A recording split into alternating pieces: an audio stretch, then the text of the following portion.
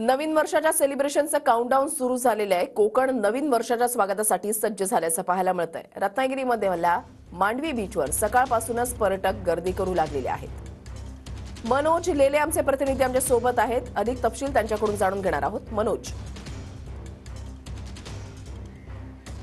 नक्कीच नवीन वर्षाच्या स्वागतासाठीचं सेलिब्रेशन या ठिकाणी थोड्याच वेळात सुरू होईल। मात्र त्याचं काउंटडाऊन जे आहे ते सुरू झालेलं पाहायला मिळतंय। तुम्ही बघू शकता की आपण मांडवी बीचवरती आहोत आणि मोठ्या संख्येने या ठिकाणी पर्यटक आलेले आहेत।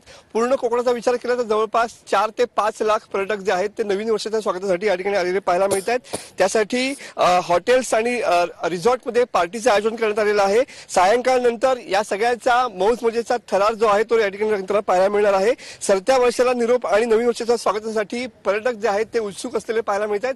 आणि तुम्ही बघू शकता की हा मांडवी बीचचा किनारा आहे। या किनाऱ्यावरती संध्याकाळी पूर्णपणे गर्दी होईल आणि सेलिब्रेशनचा मूड असेल। आपल्यासोबत असंच काही लोक आहेत की जे पुण्यावरून आलेले आहेत। ताई, काय सांगू शकाल तुम्ही? फॉर एक्साइटेड दिसत, नवीन वर्षाचं काय प्लॅनिंग आहे? नवीन वर्षाचं तर खूप काही प्लॅनिंग आहे, बट अजून काही डिसाइड नाही केलेलं। प्लॅनिंग असे एक्सपोज पण नाहीत करतायत, बट हा की 31st मस्त सेलिब्रेट करायचे, कारण पूर्ण एक वर्ष एक धावपळीमध्ये जातं आमचं।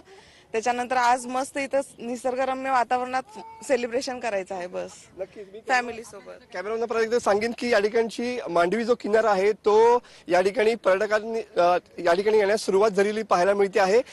कोकणाचं सौंदर्य खऱ्या अर्थानं एक वेगळं आकर्षण पर्यटकांमध्ये असतं आणि याच निसर्गासोबत नवीन वर्षाचं स्वागत करता यावं यासाठी पर्यटकांची मोठी गर्दी या ठिकाणी पाहायला मिळते। तुम्ही बघू शकता की किनाऱ्यावरती सुद्धा काही पर्यटक आलेले आहेत, सेल्फी काढतायत, या निसर्गाचा आनंद घेताना पाहायला मिळत आहेत। सरतं वर्ष आहे, नक्की सरत्या वर्षाला निरोप देण्यासाठी कोकणामध्ये पर्यटक जे आहेत ते पोहोचलेले आहेत। धन्यवाद मनोज, दिलेल्या सविस्तर माहितीसाठी।